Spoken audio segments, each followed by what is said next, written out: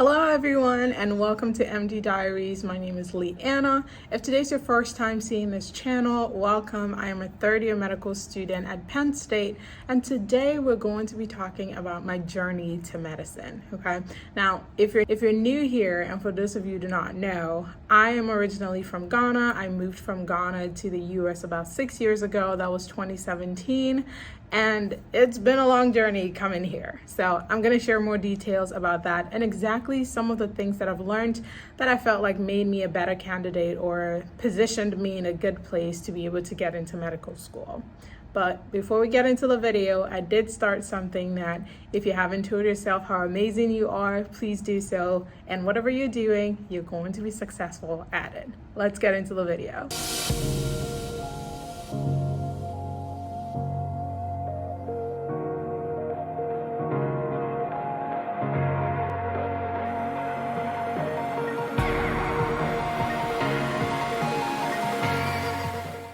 So just a little bit of background, I completed high school in 2017 before moving here to the United States.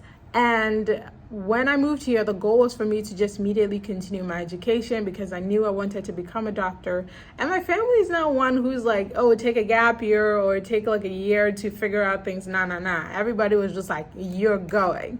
So that was the goal. And so when I got here, we looked for a community college in my neighborhood. We found one and they were like, oh, I need my transcript from high school to show that I actually went to high school and passed. So we ordered my transcript from my school, which was sent to the community college. And once they were able to get it, I went in there, took an exam, like an entrance exam.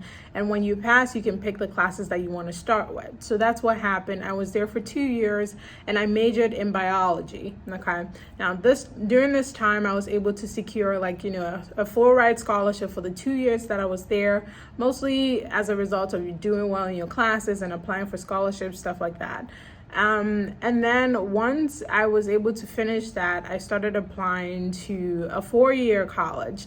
And that's because your first two, you have to finish your last two to be able to get a bachelor's degree. When you finish a community college, you get an associate's degree. But when you finish a 4-year college, you get a bachelor's. So I have an associate's and I have a bachelor's as well. So after I was done with my 2 years, I applied to different 4-year institutions and I got into Dickinson College, which is in Carlisle, Pennsylvania. And I was also able to secure a full ride scholarship to the last 2 years that I had to be there. And what I did was once I got to Dickinson College, a lot of people were doing travel abroad and stuff like that, which is very exciting for me personally. But I was not able to do it because I was just a transfer student. I had a lot of things that I needed to catch up on. So I was just like, you know what, I'm going to skip that and just focus on the things that I needed to do. One of the first things that I did was I reached out to the pre-health advisors at the school. I was like, hey, I'm interested in medicine. I really want to get into medical school. I am not into the idea of taking a gap year. So what am I going to do? Tell me what I need to do. So she was very helpful where she told me, oh, I need some research. I need to, start writing my personal statement and the MCAT. There were a lot of things I just literally did not know. So she basically just ran me through whatever it is I needed to do. And that's what I focused on my 2 years at Dickinson College. I basically was just passing my classes was my number one goal. And then the rest was just getting research, getting volunteering hours, and just studying for my MCAT. So once I was done with all of these things, in my third year my third year at Dickinson College, I took the MCAT. And once I was done taking the MCAT, I started applying. So I applied to multiple schools, and then interviews came around, attended a couple of interviews, and then I was able to gain admission into a couple of schools, but I chose Penn State because they gave me a good scholarship, and it was just in Pennsylvania where I've been for a while. So that's the whole run of the journey. And right now I'm in my third year, and it's exciting, right? But let's talk about some of the things that I've heard that people think it's going to be impossible for you to do.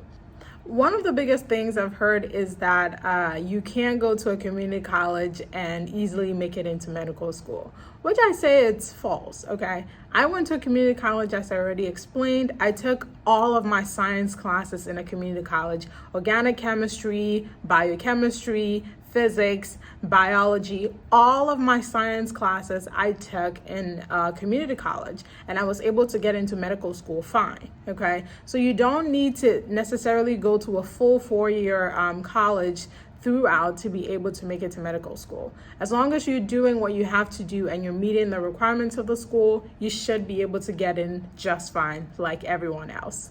When it comes to citizenship status in the US, a lot of medical schools usually don't take people who don't have a green card or are not US citizens. However, some schools do. Okay, some schools actually do accept students with F1 visa status, so you can find these schools and apply for them. However, most of them do require that you have some sort of either a green card or a US citizenship so that they can accept you and that you be able to get some good scholarships. So if you have an F1, you can look specifically into certain schools that accept students with that status, and you can apply into that. Although keep in mind, it can be very expensive. Medical education in the US is as expensive as you would find in most places. So if you're an F1, just remember that it's going to be a very expensive journey. If you have, even for US citizens, it's still very expensive. You take out a lot of loans. So just keep that in mind when you want to do that. Another thing I've learned so far through my journey is that you need a mentor to help you throughout, okay? Now, for me personally, when I moved here, I really didn't know what it really entailed to be able to get into medical school. Now, even at that, I was still able to make it to medical school in my first try, okay? So you need someone who is going to tell you, hey, you need research, you need volunteering, you need, letters of recommendation. You need a lot of things to be able to make it into medical school. Without a mentor, it's going to be really hard. It's hard to figure things out on your own. You need someone to proofread your essays. You just need a lot. So a mentor is definitely someone who's going to help you. So if you don't have a mentor, I encourage that you get one now. If you're on TikTok, there are multiple people making videos on pre-med, how to get into medical school, blah, blah, blah. You can connect with me on TikTok as well, but get a mentor, get someone who is going to help you figure out the process, because it's not an easy process to do on your own. Okay.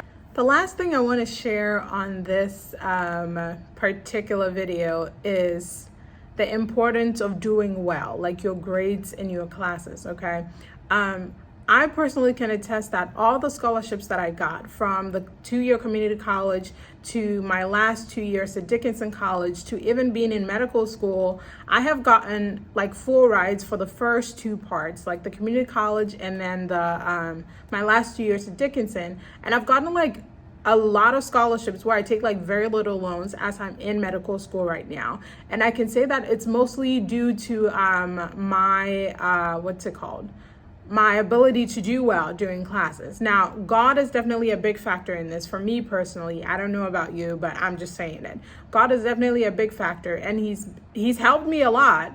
But I would say that having your grades being very good is going to help you gain a lot of scholarships. Without scholarships, you have to pay a lot. Like med school, an average med student comes out of med school with over $250,000 in loans.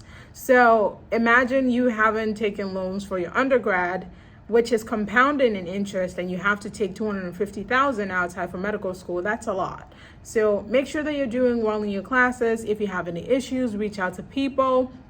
A lot of schools have tutors and all of that who can help you in figuring out what's going on in your class. So don't just play around and think you're going to get into med school. You need to put in your best, do great in your classes, and I think you'll be fine. And you'll be able to get into med school fine without having to take a gap year. Okay. All right. That's all I have for this video. If you enjoyed it, please share, subscribe, like, comment, and share. And let's do more videos. So hope to see you guys next week.